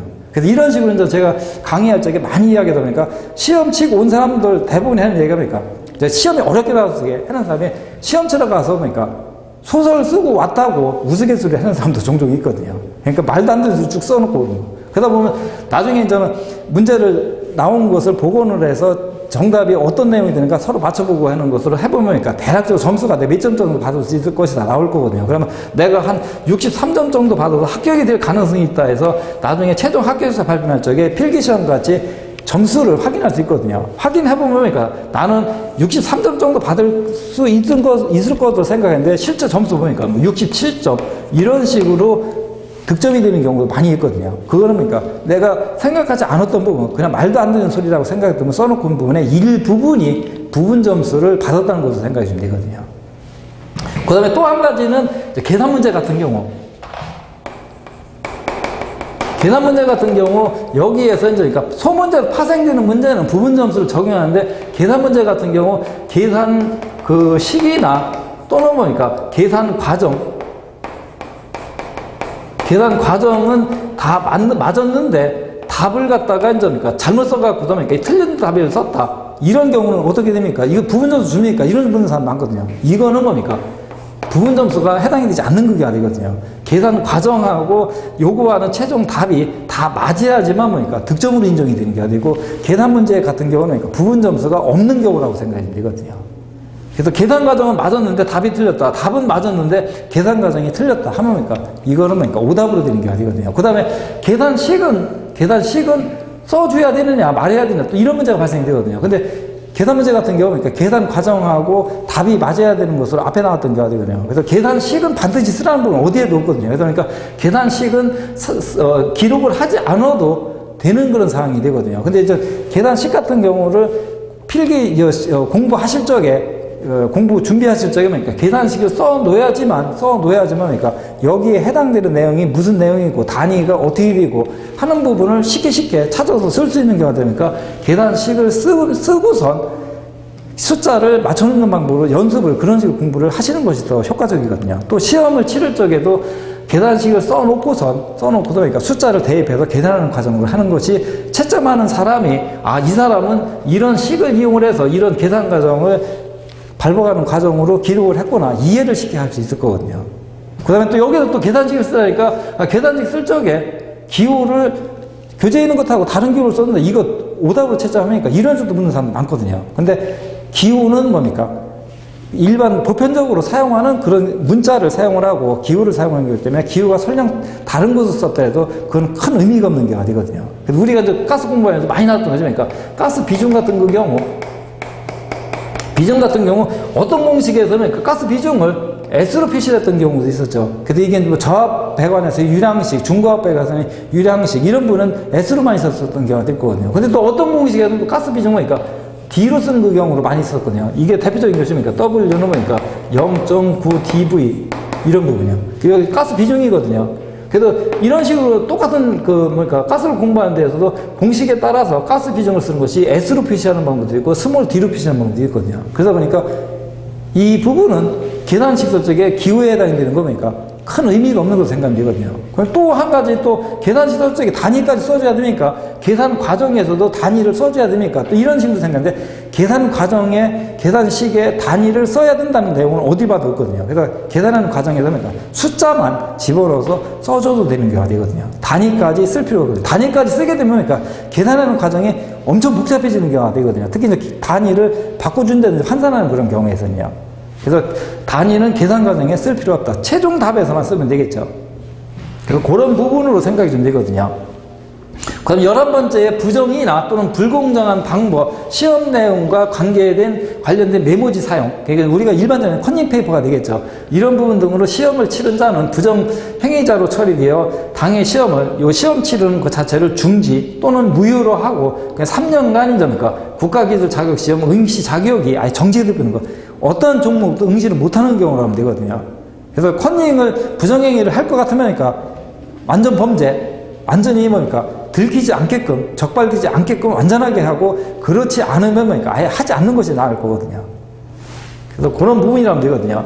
그 다음에 12번째 이제 복합형 시험의 경우, 복합형 시험은 필답형하고 작업형으로 시험을 치른 것을 복합형 이런 표현하는 게 되거든요. 복합형 시험의 경우에 시험의 전과정, 필답형하고 작업형을 응시하지 않는 경우는 채점 대상에서 제외가 된다는 게 되거든요. 그래서 2013년까지 배관 작업형을 치를 적에 배관 작업형을 아예 응시를 안 해버리면 필답하고 동영상하고 60점을 받았다 하더라도 한 가지 시험을 응시하지 않았기 때문에 불합격 처리를 했던 경우가 되거든요. 근데 지금 이제 가스 같은 경우는 필답형 치르고 바로 동영상을 치르기 때문에 응시를 안 할 가능성은 본인이 아예 포기를 하지 않느냐니까 그런 착오는 없을 수 있을 거거든요. 그다음에 13번째 저장 용량이 큰 전자기상기, 유사 전자제품 사용 시에는 반드시 저장된 메모리를 초기화한 후에 메모리를 지우라는 게 되겠죠. 그래서 필기 시험 치실 적에도 메모리 확인을 하고 메모리에 있는 거 삭제를 하라는 그런 부분으로 아마 요구했던 경우가 있었을 거거든요. 그래서 초기화한 후에 사용하여야 하며 시험위원이 초기화 여부를 확인할 시 협조하여야 한다. 초기화되지 않은 전자기상기 및 유사 전자제품을 사용해서 적발 시에는 부정행위로 마찬가지로 간주한다는 게 되거든요. 그래서 공학계산기 기능이 아주 뛰어난 것은 사실 공식 같은 거 다 기억을 시킬 수도 있거든요. 그래서 그런 부분도 완전 범죄가 가능하면 하시되 아니면 사용을 않는 방법으로 할 수 있게끔요.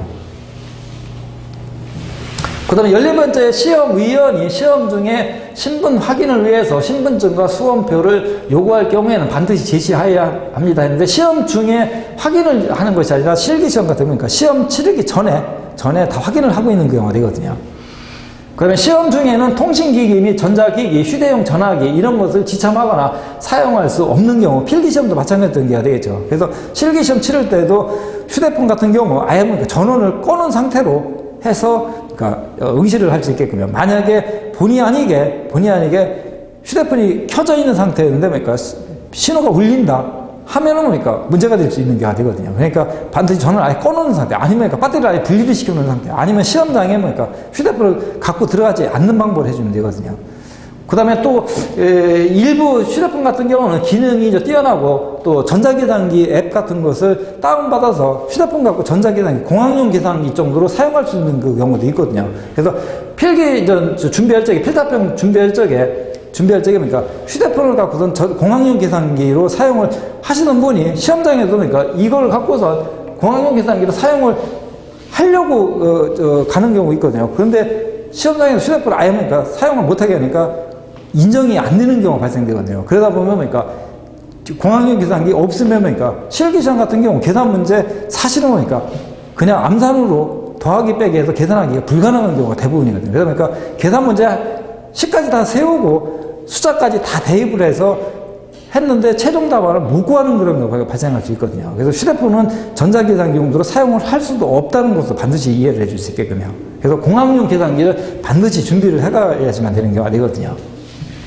그 다음에 16번째 답안지하고 채점 기준은 일절 공개하지 않는다는 경우로 좀 그러니까 이야기하는 경우가 되거든요. 그 다음에 이전에는 좀 그러니까 문제, 여기에 답안지 앞에 그러니까 문제까지도 포함이 되는데 지금 전 종목에 해당이 되는 문제를 공개하는 것이 아니라 그러니까 실기시험 같은 경우 기능사 시험에 해당이 되는 부분에서 5개 내지 7개 종목이 실기시험 문제를 공개를 해주고 있거든요. 그래서 그게 이제 점차적으로 이제 시행이 되는, 공개되는 것이 확대가 돼서 언젠가는 기사하고 산업기사 문제가 공개될 수 있을 거거든요. 근데 이제 공개를 하면 사실 문제가 많이 발생을 하거든요. 그래서 대표적인 것이 기능사 시험 문제 공개했을 적에, 에너지 관리 기능사가 지금 공개 대상에 해당이 되는데 2014년도부터인가 공개가 됐거든요. 그래서 공개되는 첫 번째에는 그러니까 문제가 잘못 출제된 문제가 2번이나 나왔었거든요. 첫 번째하고 두 번째. 그래갖고 문제가 잘못된 것이 아예 그러니까 문제를 공개하다 보니까 그러니까 잘못된 것이 아예 나타나는 경우니까 그러니까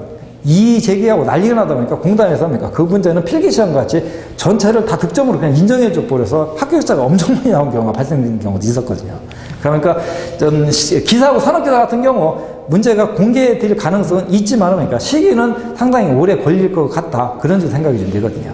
그 다음에 실기 문제는 공개가 아직까지는 기사하고 산업기사는 안 되고 있는 상태다 보니까 교재에 그러니까 수록되어 있는 관연도 문제는 사실은 그러니까 문제에 나온 그 부분을 갖고 한 것이 아니라 그러니까 다 복원한 그 부분이 문제가 되는 거가 되거든요. 그래서 실기 시험을 치른 분들이 기억에 의존을 해서 제가 다시 편집을 하고 다시 복원을 하고 해당되는 숫자하고 맞게끔, 그다음에 문구도 시험 치른 사람들하고 그러니까 협의를 하고 또 확인을 받아서 그러니까 실제 시험에 나온 부분 문제하고 거의 맞게끔 그러니까 복원하는 내용이라면 되거든요. 그러다 보니까 하다 보면은 그러니까 본의 아니게 시험에 나왔던 문제하고 조금 방향이 달라진다든지 또는 내용이 조금 달라지는 그런 부분들이 있을 수 있거든요. 문제가 정확하게 그러니까 판단이 안 되는 그런 경우가 있다 보니까요. 그래서 복원한 문제를 수록한 그 경우다. 그런 생각해 주시고, 내가 지난번에 쳤을 때는 이런 내용이 문제가 났는데 문제가 왜 틀리지? 그 다음에 또 시중에 나와 있는 교재가 여러 종류가 있거든요. 근데 그 내용을 보면 그러니까 똑같은 회차에 해당하는 문제가 A라는 교재하고 제가 쓴 교재하고 내용이 달라지는 경우도 있거든요. 그러니까 복원하는 그 자체에서 판단하는 내용이 달라질 수 있고 전달이 잘못돼서 그런 부분이 생길 수 있다는 것으로 이해를 좀 되거든요. 그 다음에 수험자 유의사항 미준수로 인한 채점사항의 불이익은 수험자 본인이 이제 책임을 지라는 그게 되겠고요. 그래서 이런 부분이 수험자 유의사항이 되겠고, 실기 교재 맨 앞에 요 내용을 수록을 해놨는데 대부분의 사람들이 그러니까 이 내용을 읽어보지 않고선 그냥 그러니까 교재 사갖고서 그러니까 바로 예상문제 바로 뛰어든다든지 또는 관련 문제 바로 뛰어드는 그런 방법으로 이제 그러니까 준비를 하고 있기 때문에 이런 중요한 내용들을 놓치고선 시험을 치르고 이런 부분들을 맞춰주지 않아서 그러니까 불이익을 받는다든지 득점으로 충분히 될 수 있는 상황은 그러니까 득점을 못 받는다든지 이런 부분이 발생하는 경우가 되거든요. 그래서 이런 내용들은 잘 이해를 해서 그러니까 해줄 수 있게끔요. 그 다음에 가스 기사하고 산업기사 실기를 준비하면서 단위에 환산하는 방법 때문에 사실 많이 헷갈려하고 많이 어려워하는 부분들이 있거든요. 특히 이런 부분들은 이제 그러니까 혼적 교재에 사놓고서 그러니까 혼적 공부해서 필기 어떤 식으로 해서 합격을 하신 분들, 특히 이런 분들이요. 그래서 정상적으로 수업을 받았다든지 또는 동영상 강의를 받아서 정상적인 과정을 밟아오신 분들은 아주 쉽게 생각할 수 있는데 혼자 공부하신 분들이 이런 부분이 발생할 수 있거든요. 그래서 단위 환산하는 방법을 좀 설명을 드리게 되면은 저는 압력에 관한 부분이 우리 가스 쪽에서 상당히 많이 나오는 경우가 될 거거든요. 압력. 그래서 압력에 해당이 되는 부분에서 표준 대기압이 있는데 표준 대기압에 해당이 되는 부분은 1ATM을 비교하고 여기에 해당이 되는 것이니까 761Hg. 그래서 토리첼리라는 학자가 바닥이 넓은 그릇에 수온을 놓고선 작은 유리관 그릇 쪽에 76cm 정도 올라가는 부분을 보고선 그 대기의 압력이 작용하고 있다는 것을 알아냈다 하는 부분 때문에 761Hg, 76cm 수은주 높이로 표시했던 경우가 될 거거든요. 그 다음에 0.76m Hg, 그 다음에 인치로 이제 표시하면 1인치는 2.54cm, 25.4mm에 해당이 되니까 이거를 2.54나 25.4로 나누면 29.9인치 Hg로 표시가 될 거거든요. 760 토르는 토리첼리 학자가 수은주 높이가 76cm, 760mm Hg만큼 올라가는 부분을 알아내고 발견을 해서 대기압이 작용하고 있다는 것을 밝혀냈다 해서 토리첼리, 앞에 머리쪽에서 토르 이런 표현하는 경우가 되고요. 그 다음에 이거를 우리가 사용하는 공학 단위 개념으로 사용하면 1332kg F/m제곱이 되는 게 되겠죠. 그래서 이 부분이 숫자가 나온 부분은 결국은 이 부분에서 나온 거가 나오면 되거든요. 이 부분. 그래서 이 부분은 우리가 필기 공부할 적에 압력 P는 유체의 비중량에다가 그 높이를 곱해갖고서 계산했던 게 되겠죠. 그러면 비중량에 해당이 되는 단위는 kg F에 미터 3승이고 곱하기는 높이는 미터였던 게 되겠죠. 그럼 요거 없어져서 두 개가 되고 없어져서 나오는 단위는 kg F에 미터 제곱했던 게 될 거거든요. 그래서 이 방법으로 해서 수은주에 해당이 되는 경우 계산하면 얼마? 수은의 비중은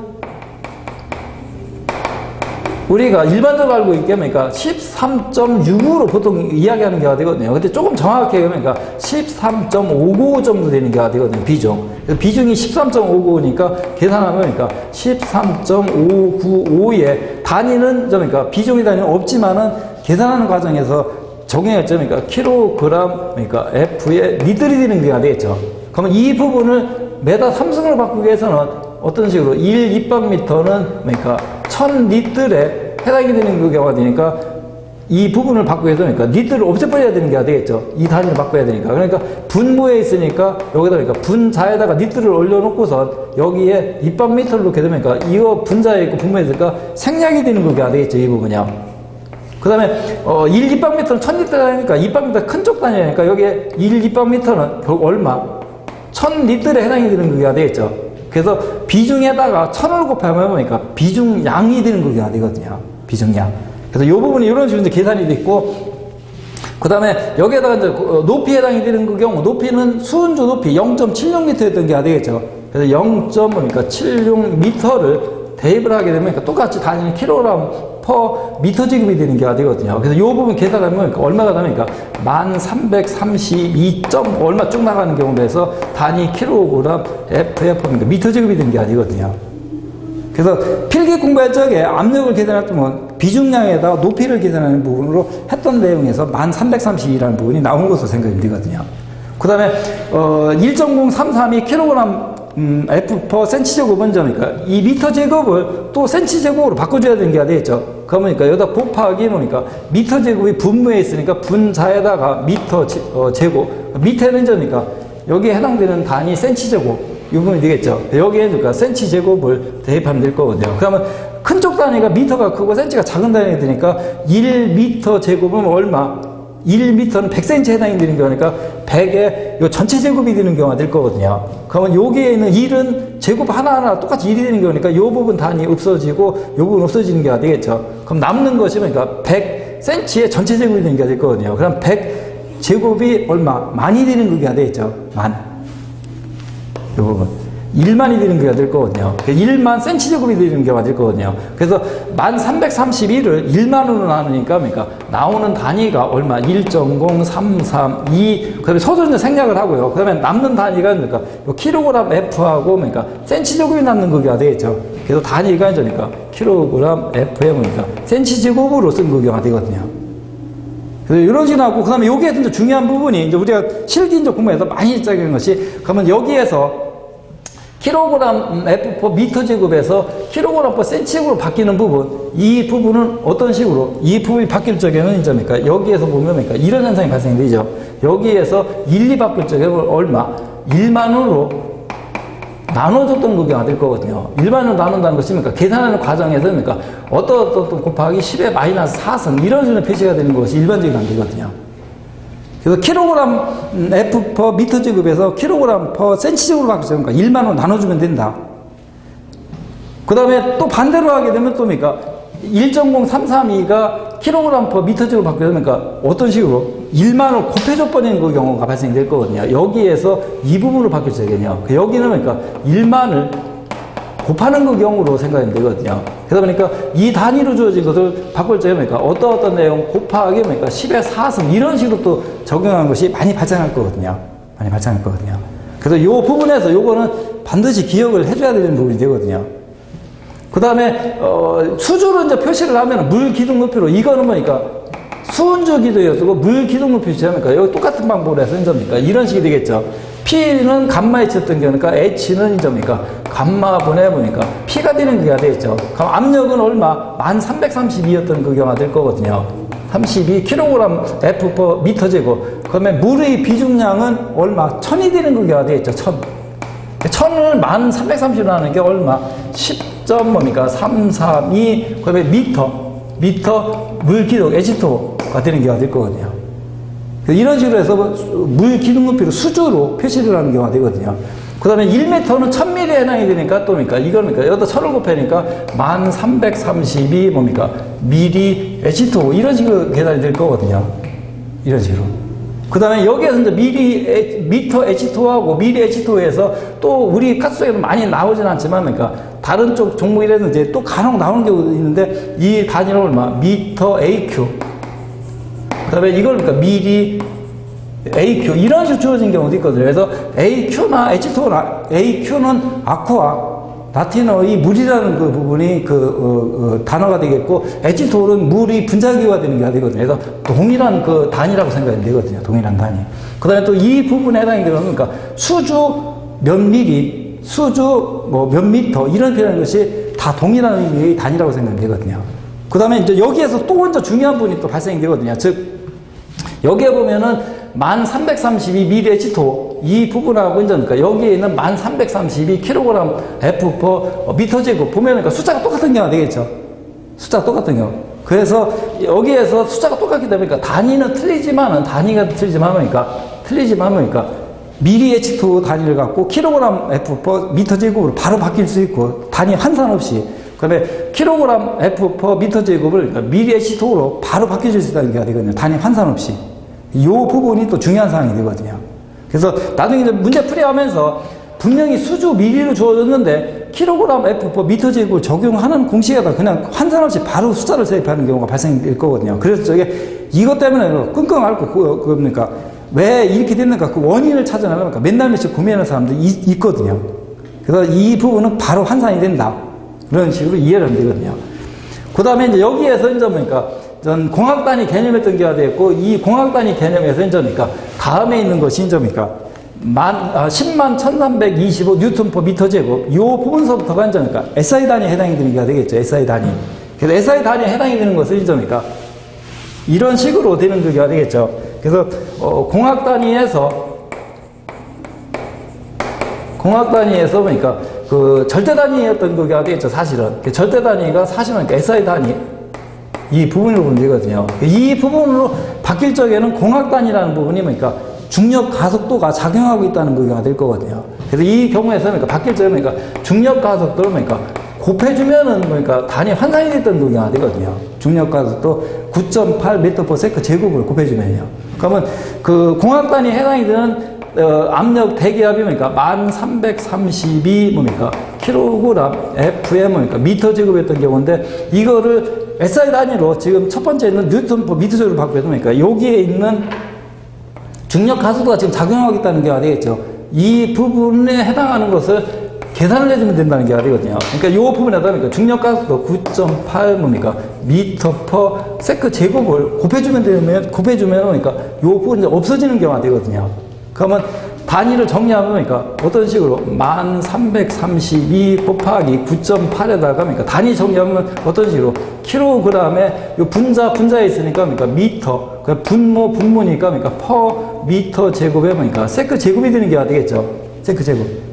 여기에서 이제 그러니까 숫자는 일단 생각하지 마시고 단위만 보면은 그러니까 여기에서 요거 없애고 요 부분을 없애버리면 그러니까 하나만 남는 거니까 단위가 이상이 되니까 약분을 내지 마시고 요 부분에서는 그러니까 질량 킬로그램하고 미터하고 그러니까 퍼 세크 제곱 요 부분이 무슨 단위가 되냐면 그러니까 이게 뉴턴이 되는 게 되거든요. 뉴턴.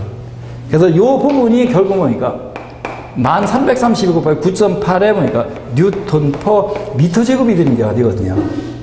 그래서 요 숫자를 곱해서 계산기 누르니까 10만 1325가 안 나오거든요. 안 나오거든요. 작게 나오거든요. 안 나오는 이유는 그러니까 요 1332kg F per 미터 제곱이 딱 떨어지는 것이 소수점이 발생을 했던 부분을 소수는 생략을 했고, 그 다음에 중력 가속도도 보니까 9.8로 딱 떨어지는 것이 아니라 9.80665 무한대로 쭉 나갔던 경우가 되거든요. 그 부분에서 소수를 끊어버리다 보니까 숫자가 딱 안 나오는 현상이 발생되거든요. 그래서 이 부분 숫자가 안 나오지만 그러니까 국제적으로 이제 공인된 값을 사용하니까 그러니까 10만 1325로 계산이 되는 것으로 해줄 수 있게끔요. 계산이 안 나오는데 왜 이 숫자를 씁니까? 자꾸 그러니까 물으면 그러니까 곤란해지는 경우가 되거든요. 이 부분이 되고, 그러면 이 부분에서 이제 그러니까 파스칼이라는 부분이 그러니까 뉴턴 퍼 미터 제곱이 되는 게 되거든요. 그래서 이 부분이 그러니까 파스칼로 쓸 수 있는 게 되고요. 그 다음에 앞에 적도에 이제 킬로라는 부분이 1000배, 메가라는 부분이 100만 배에 해당했던 게 되겠죠. 그래서 1000배에 해당되는 그 단위로 표시하게 되면 1000으로 나눠주면 되겠고, 이제 그러니까 100만 배에 해당이 되는 단위를 쓸 때 그러니까 100만으로 나눠주면 되는 게 되거든요. 그래서 이 부분이 그러니까 101.325 이제 그러니까 킬로 파스칼이 되는 그게 되겠고, 100만으로 나누니까 그러니까 0.1013 뭡니까 25 뭡니까 메가 파스칼이 되는 그게 되거든요. 메가 파스칼. 그래서 이런 식으로 해서 SI 단위까지 이제 정리가 되고, 그러면 이제 공학 단위에서 SI 단위로 바뀌어질 적에 하는 방법, 중력 가속도를 곱해주는 그 경우다. 그 부분을 잘 기억해 주시게끔요. 그 다음에 또 거꾸로 얘기하면 절대 단위를 갖고서 이제 그러니까 공학 단위로 바꿔줄 적에 어떻게 하느냐. 곱해줬으니까 중력 가속도 나눠주면은 절대 단위가 이제 그러니까 공학 단위로 바뀌어지는 경우가 되거든요. 그래서 이런 부분으로 바뀐다. 그 다음에 1000배에 해당이 되는 경우, 뭐 100만 배에 해당이 되는 경우를 하니까 이거는 100배에 해당이 되니까 1000배에 해당이 되니까 곱해야 되는 거 아닙니까? 자꾸 이런 식으로 보는 사람이 있거든요. 그래서 이건 어떤 생각입니까? 우리가 1000m에 해당이 되는 부분을 1000배에 해당하는 킬로 단위로 해서 그러니까 이걸 그러니까 킬로미터로 바꿀 적에는 어떤 식으로 이거 얼마에 해당입니까? 1km로 바로 할 거거든요. 또 그러니까 1000kg에 해당이 되는 부분을 그러니까 톤으로 바꿀 적에 그러니까 1톤 이런 식으로 할 거거든요. 이런 별적 이거 어떤 식으로 할 것입니까? 1000m를 킬로로 바꿀 적에 어떻게 1이 되는 경우는 이거를 1000으로 나누는 경우가 되겠죠. 1000을 1000으로 나누는 게 1이 되는 경우가 될 거거든요. 이런 식으로 생각이 안 되거든요. 그래서 킬로 파스칼로 바꿀 적에는 파스칼을 1000으로 나누고 메가 파스칼로 바꿀 적에는 파스칼을 그러니까 100만으로 나눈다. 그럼 또 한 가지 여기서 보니까 킬로 파스칼하고 메가 파스칼 이 부분이 관계는 여기에서 이쪽을 바꿀 적에 그러니까 1000으로 나눠주면 되는 게 되겠죠. 1000으로 나눈다는 것이 결국 그러니까 10의 마이너스 3승을 곱해줘버리는 게 될 거거든요. 그러면 또 반대로 메가파스칼을 킬로파스칼로 바뀌어지는 그 경우는 또 그러니까 곱하기 1000배를 하면 되는 게 될 거거든요. 지금 그러니까 10의 3승을 곱해줘버리면 되는 게 될 거거든요. 이런 관계가 성립이 된다.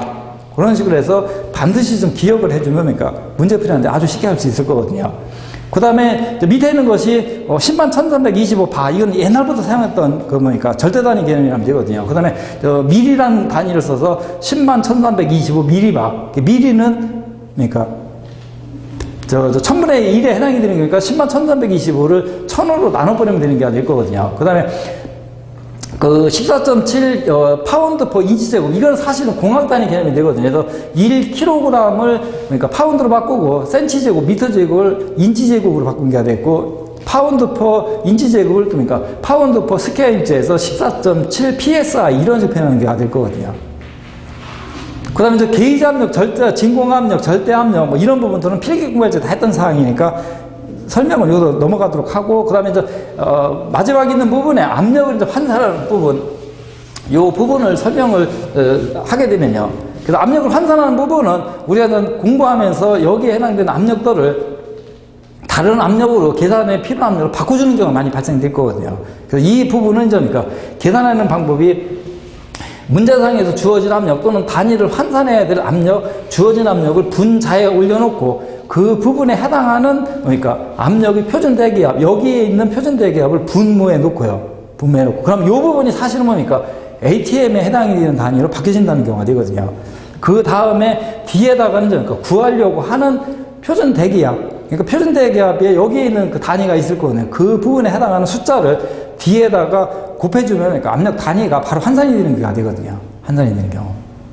그래서 이 부분을 갖고 한 부분이 그러니까 필기 공부할 때 많이 했던 거니까 1메가파스칼이 공학 단위로 1 몇 킬로그램 퍼 센치제곱에 해당이 되는가, 이거를 바꾸게 되니까 주어진 것이 이 부분이 되겠죠. 그러면 환산하는 부분을 하면 그러니까 주어진 것 1메가파스칼, 그러면 메가파스칼에 해당이 되는 거니까 표준 대기압 얼마? 메가파스칼이니까 0.101325 메가파스칼 가 되겠죠. 이 부분을 나눠주고 구하려고 하는 단위가 이 단위였던 게 되겠죠. 그러면 표준 대기압 얼마? 1.0332가 됐던 게 되겠죠. 킬로그램 FM이니까 센치제곱. 해서 계산을 하면은 뭡니까? 메가파스칼 없어지고 남는 거 이거에 대해서 나오는 거 계산하면 얼마? 10.1968 이 정도 되는 거가 되거든요.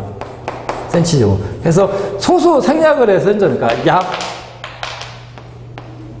10 뭡니까? 킬로그램 FM이니까 센치제곱 이런 식으로 환산이 되는 게 되거든요. 이런 식으로. 그래서 이런 방법으로 계산하게 되면 아주 쉽게 할 수 있는 경우가 되거든요. 아주 쉽게.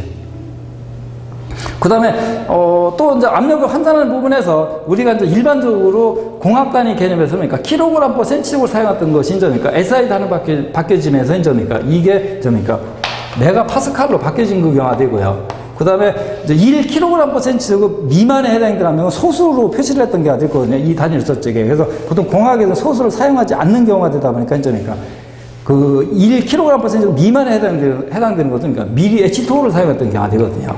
수조 단위로. 이 부분이 그러니까 SI 단위에서 그러니까 킬로파스칼로 바뀌어진 그 경우로 표기를 하는 경우가 되거든요. 표기를 하는 경우.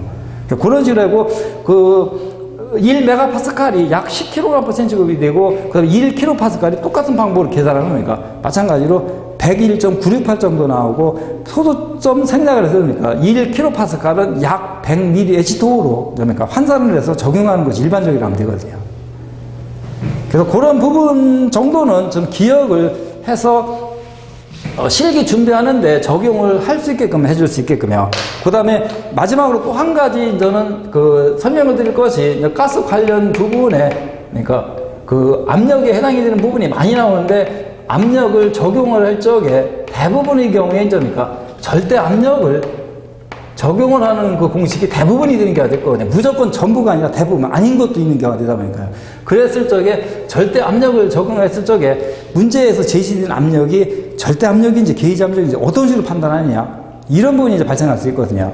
그런 부분은 일단 이런 식으로 기준을 정해서 준비를 해줄 수 있게끔 해서 가스 시설에 관련된 장치나 그다음에 설비, 그다음에 뭐 배관 이런 부분에 해당이 되는 부분이 압력은 인정입니까? 압력은 문제에서 별도로 게이지 압력인지 절대 압력인지 언급이 없으니까 이 부분은 뭐니까 게이지 압력인 그 경우로 판단을 해줄 수 있게끔요. 이유는 뭡니까? 장치나 설비, 배관에 또는 용기, 저장된 그 이런 부분에 설치된 그 부분 압력은 뭡니까?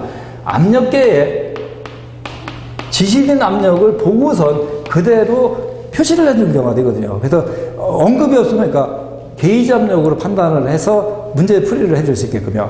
그 다음에 또 한 가지는 ATM에 해당이 되는 부분, 이 부분으로 주어진 경우가 종종 있거든요. 그래서 저기 ATM은 사실 표준 대기압 상태의 압력을 의미하는 경우인데, 이 부분이 단위로 되니까 이 부분도 언급이었을 적에는 절대 압력이다. 이 부분이요. 절대 압력 개념이다. 이유는 뭡니까? 대기압은 게이지 압력이 아닌 게 되죠. 게이지 압력은 대기압을 기준으로 했던 경우가 되다 보니까요.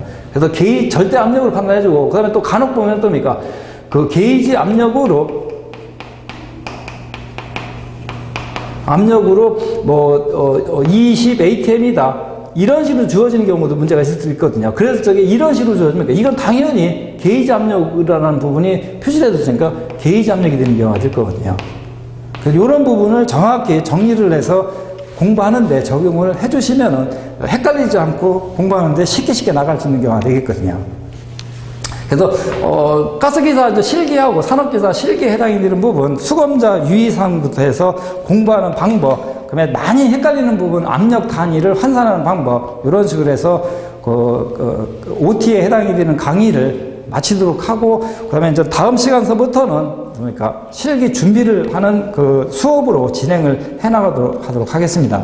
이번 시간도 수고 많이 하셨습니다.